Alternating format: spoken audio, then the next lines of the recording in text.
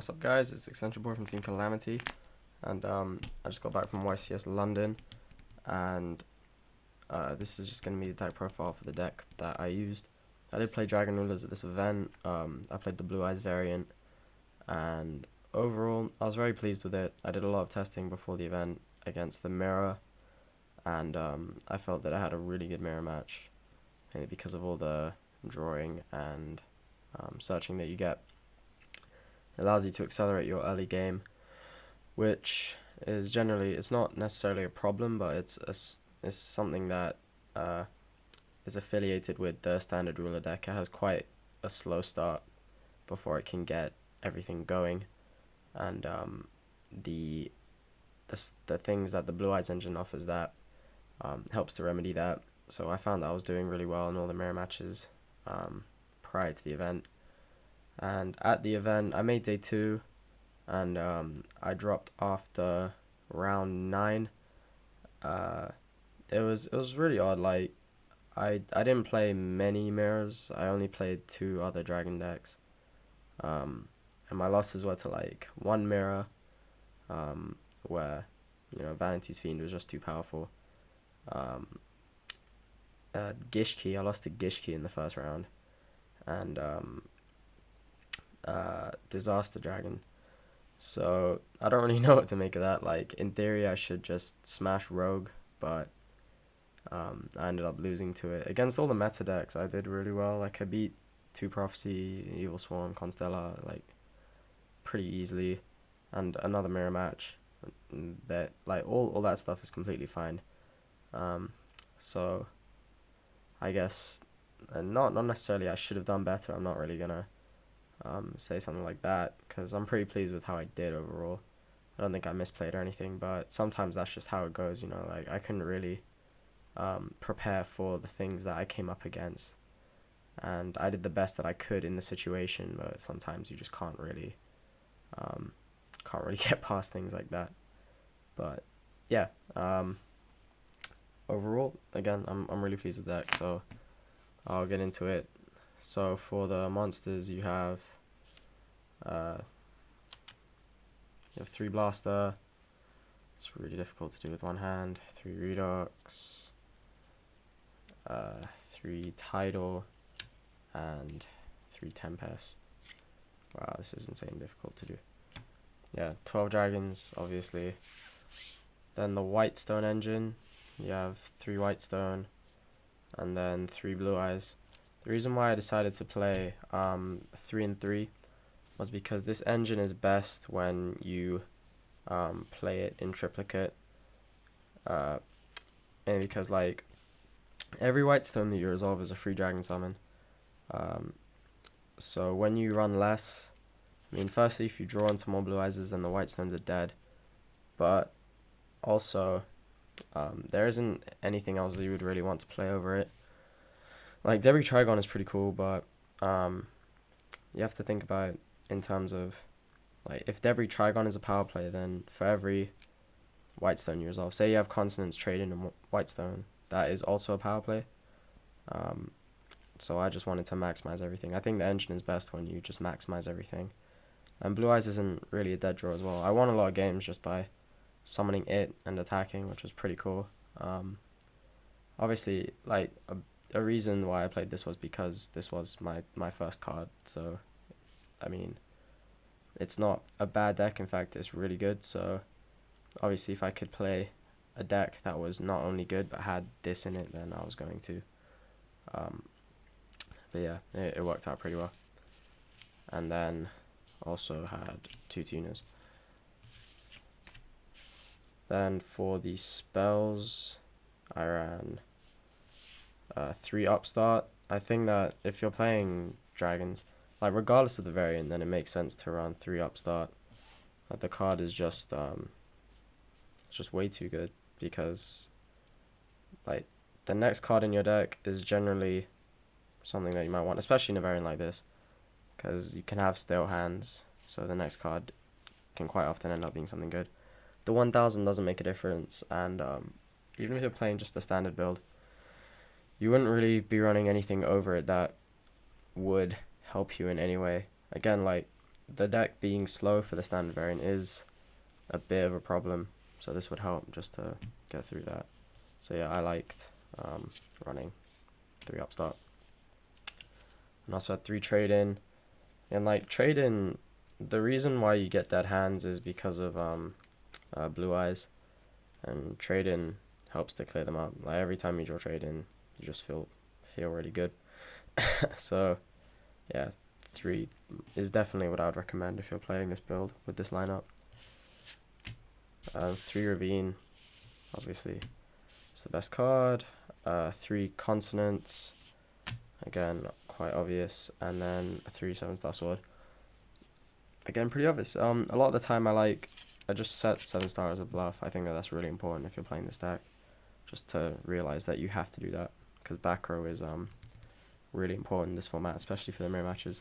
Again, I'm quite disappointed that I didn't play more mirror matches. I think that I definitely would have had an edge over what the large majority of people were playing, just because the amount of testing I've done for that. Then for the traps, I have 2 Raigeki Break, an Emptiness, a Sixth Sense, and a Return. If I was to make any changes to the main, it would be swapping Raigeki Breaks for Wind Blast. The reason why I played Raigeki Break was because I figured that a lot of the time it would just be better to kill something than to bounce it to the top of the deck. I was thinking of things like Ravine. If you need to keep your Ravine, you don't want to just bounce to the top of the deck, you want to get rid of it. A lot of the threats that can be summoned from the extra deck, if you Wind Blast it, like most of them are one-offs. You can run a lot of things in one-offs like Crimson Blader and stuff like that. Now it's becoming a card that most people run at 1. So if you bounce it, then they can just summon it again. While if you break it, then it's pretty much dead. You don't have to worry about it anymore. And mainly for post game 1, the side deck hate that people will bring in, I figured it would be better to just have an outright out to it.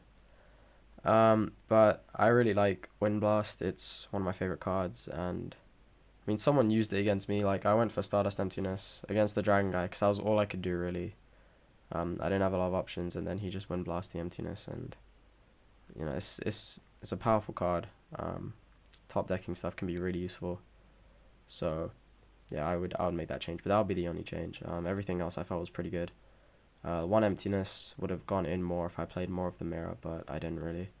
But I don't regret playing it, obviously, because I expected a lot of the mirror. All of my other friends played nothing but Dragon Rivers, which is pretty deep. So that's it for the main. Then for the extra, I have 2 Draco Sack. Spent all day trying to get the second one, just about did. So that's cool. Then 1 Gaia Dragon, 1 big guy. I play Gaia Dragon because I put it in the last minute, and a lot of people, well, not a lot of people, but some people would leave themselves with a token or something from Draco Sack when you can piss of a game. Like, the thing about this deck is that a lot of people have it, but not many people are that good with it.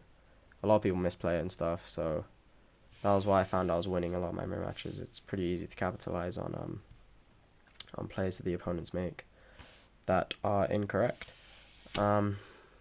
But yeah, for Gaia Dragon, like, I think that Scarecrow is probably the most important card in the mirror of this format, and I think that if you can run any card that allows you to potentially win the game without having to worry about Scarecrow, then that's great. And Gaia Dragon is one such card. And Big Eye, obviously.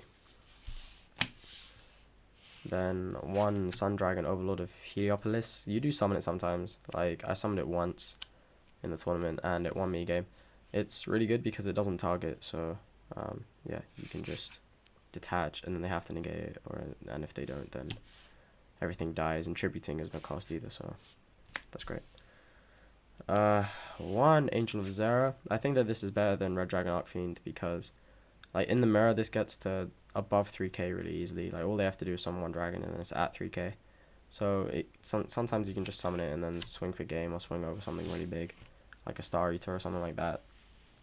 And also another reason why I ran it is because it is really good in the Prophecy matchup. Like, they can't fate over it or anything, so it can just win the game right there. You can just keep beating down with it, and then win through that. Like, I summoned it against one prophecy guy, and I knew he had the fate. He had 2 sets, and he bottomlessed it because he had to, and then obviously that didn't really do anything. So that's great. 1 Colossal, 1 Crimson Blader. I dropped the second Crimson Blader for Gaia Dragon. Like, in general, I don't think that you need to. Like, against dragons, you just have to summon at the right time, really. Make sure that you capitalize on it, because you only have 1. Like, if you have 2, then it would be easier, I guess, but if they're bad, then they'll leave themselves open to it, and you'll just be able to blade them and win anyway. If they're good, then they won't leave themselves exposed to it, so you'll barely get the opportunity to resolve 1, probably, let alone 2. So for that reason, I only ran 1, and I don't regret that decision. And then Stardust and Scrap and Thought Ruler. Then I also, oh yeah, this basically won me an Evil Swarm game. Puts in a lot of work. And 1 Armorion. You don't summon it very often, but again, it's like, it's one of those cards that can let you OTK through Scarecrow. Like, in testing, I would win a lot of random games just through Armorion. Like, right before the event, actually, I playtested with one of my friends, the Mirror, and I won through like equipping this to a Gaia Dragon and then piercing through for game. There's random stuff like that. Like, I think that a lot of cards in the extra deck aren't necessarily essential. I would only say that like the 2 Dracos, Big Eye, Scrap, and Crimson Blader, and Colossal are essential. Even Stardust I wouldn't argue is essential. I'd argue that everything else is just ran at your own leniency. So I wanted to use it to just toolbox everything that I thought would be useful, and Armorion has been really useful, so yeah, I put that in, and it's been pretty good. Then 1 Ancient Fairy. Originally this was Ancient Sacred. I played Ancient Sacred for a while, but I figured that Ancient Fairy would be better for the event, because I was suspecting the mirror match, and I thought that, like, you know, if you really need to, you can just summon it and then use the effect. Search, overlay, whatnot. It was a nice utility card, and it's a weird time on the round card as well, so I just thought, why not? You don't summon level 7s very often, so I'll probably drop it for a Master of Blades. That'll be my only change to the extra deck. And then 1 Black Rose and 1 Azure Silver Dragon. You don't summon it a lot, but you know, it is a really awesome card. On another note, I ended up getting this mat and the Euros qualification from playing the Blue Eyes Sealed event. That's why my main deck isn't sleeved, because like, I had to sleeve the Blue Eyes deck. So yeah, but the main win condition for that is Azure Eyes. I just won because I went into Azure Eyes straight away, and you have to understand that this card is very powerful because it's like, it's its own resource engine. It just lets you bring back vanillas, in this case Blue Eyes, or sometimes Flambeau Guard as well. And it's difficult to get over. The opponent can't really do anything about it, so it's something, it's a luxury card, but it's also a very good luxury card, so that's great. And then for the side, 1 Effect Veiler. This was the worst card in my side, I would say. I love it, I love Effect Veiler, but it didn't really do anything. The reason why I sided it was because I thought, for Prophecy, like, I have a Divine Wrath, which goes in against a few matchups, but I figured that if you're going second, then you might want something, so I put in the Veiler. And I also thought for random stuff like Infernity and stuff like that, which I didn't really see, to be fair. So it's not necessarily Veiler's fault that it wasn't good, but I just think that I could have run something better than it, because it didn't really do anything. So that's great. Then 2 E-Virus, it's brain control, really. So it goes in a lot, like, because thing is, game 1, you can summon Blaster or Redox, and then just end. Like, that's a safe play, turn 1. Or just even until you get your setup. That's why, like, if you're playing standard dragons, it's not that bad that the deck is slow, because everything is quite slow anyway. You just summon a dragon and then sit on it. But obviously if it's Tidal or Tempest, they can get bladed over, they can capitalize on that. If it's Blast or Redox, and they can't, but Virus changes that, because you can just steal it, apply pressure. If they summon a Blaster, you can steal it and go for a game, and if it's Redox, then you can just shut them off one of their colors and do stuff like that. So yeah, Virus is really good. It worked really well with Vanity's Fiend, which I also sided, which I will get onto in a sec. And I also sided one Mataion. Mataion is really good. Like, me and my friend, we were testing it a while back, and he sided in for the mirror match. And at first, I was like, why are you siding this in for the mirror match? It seemed really odd, but eventually I clocked that it is really good. Because sometimes the mirror matches makes fields that you just can't break, like the Wombo, Stardust, Dracosag field or Ptolemy field or whatever, and sometimes there might just be no outs, but then like this gets past everything besides Wind Blast, which makes it pretty insane. But yeah, I also put it in for Evil Swarm. Like originally, I put in the one Fire Ferret randomly because I had a near complete side, and then I just thought, well, I might as well just throw in something for Evil Swarm. I put in a Fire Ferret, and then I just figured that this was better than Fire Ferret because it can't die, really. Nothing is really an out to this. So, yeah, very, very good card. I would definitely recommend it. And then the most important card in the side deck, at least it was in my testing, considering I tested primarily against the mirror, were two Vanity's Fiend. At first, like, I looked at this at the very beginning of the format, like, as soon as the ban list was released, beginning of the format, and I liked it, but at the same time, the format wasn't defined. Like, the builds for dragons weren't defined. You got people playing the Lightsworn engine and Raikou and stuff, and random traps, so there was nothing, there was no reason to really run this, because this is only really good if the format is defined and if there aren't many outs to it. And at the moment, that is how it is. The format is defined. Dragon Rulers is obviously the best deck, and there aren't many outs to this. Like, if you summon it and they can't clear it, then it's game. It just completely shuts down the game, and it's better than Emptiness, because Emptiness can be killed pretty easily. That was why I put this in, actually. Me and my friend were testing, like, game 1 with one Emptiness and then game 2 with multiple Emptinesses, but we found that we were just swapping out monster removal for spell trap removal, and that was just super efficient. Like, I beat the dragon game that I played because I assumed that he wasn't playing Fiend, because no one was really playing Fiend, so I just brought in the MSTs, and then I won because I had the MSTs. Outs to Emptiness and whatnot. Like, Emptiness is just inferior, but you drop this and then the game is over, really, unless they can clear it.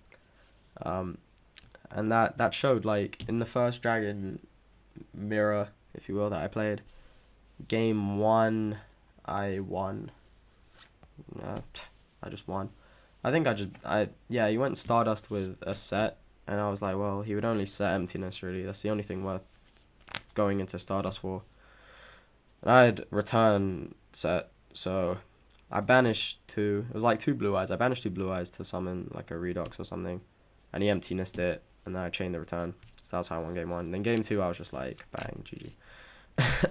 Because once you summon the Fiends safely, they can't clear it and the game's over. And then against the other dragon guy I played, I lost game 1 because I could only really go Stardust Emptiness, and he got past that pretty easily, made game. Game 2, I summoned this, and he couldn't get past it. And then game 3, I summoned it, and then he bounced it, and then he summoned his own. So that shows how powerful a card this is. And if anything, the only changes that I would make to the side would be more outs to this, because this is no longer a secret card, as well. It's no longer a card that no one will be expecting. This is something that is extremely powerful and does have an effect on the format as a dragon player. Like, it does a lot of work.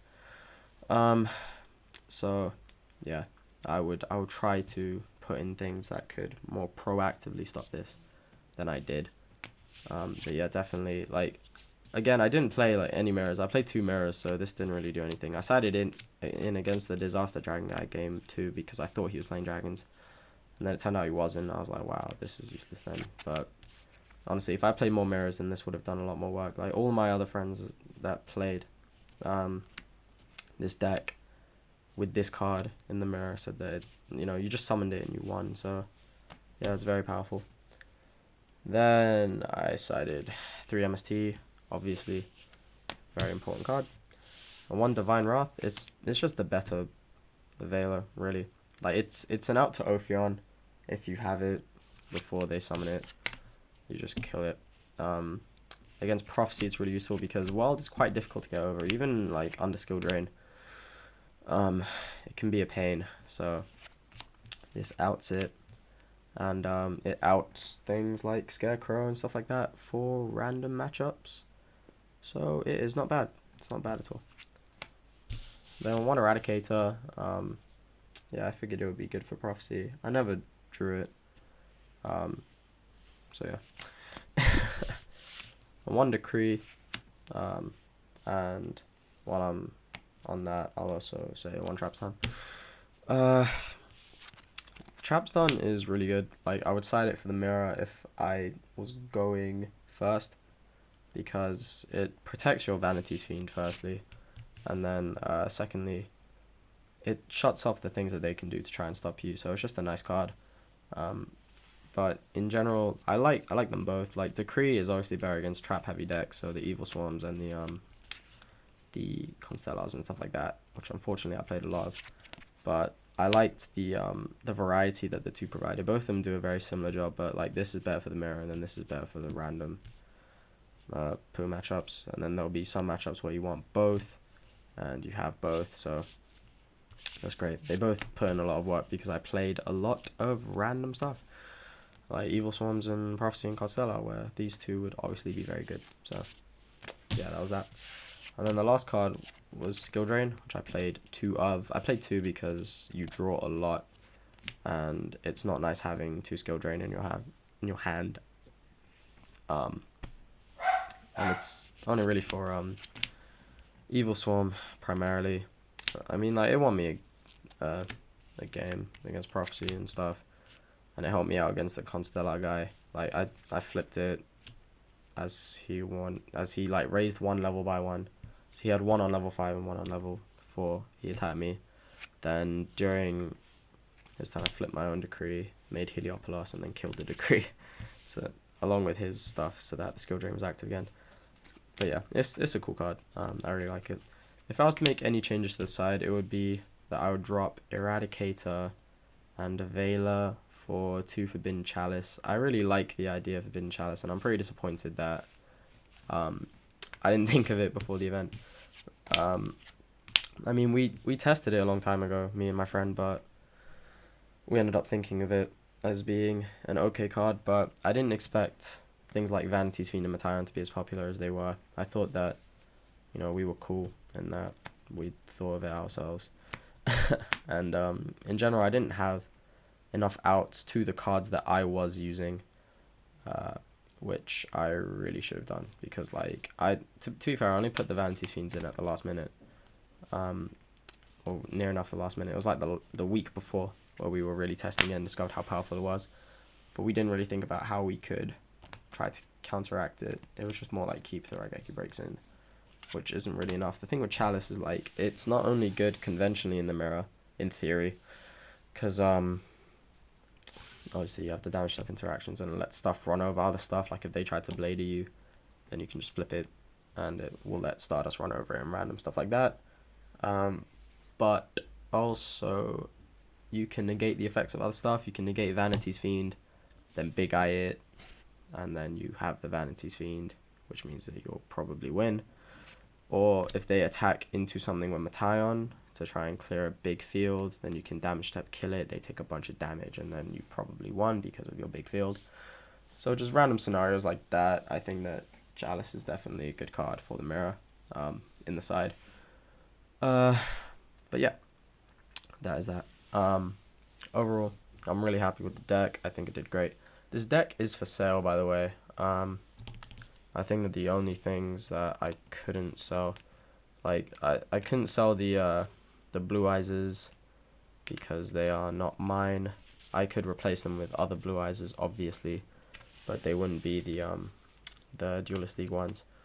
And the stuff in the side deck wouldn't be for sale.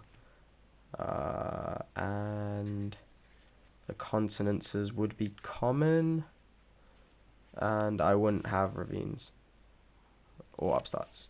But I think that's it. The large bulk of the deck is for sale. So if you're interested in getting a Dragon Ruler deck, then hit me up. But otherwise, yep, that is it.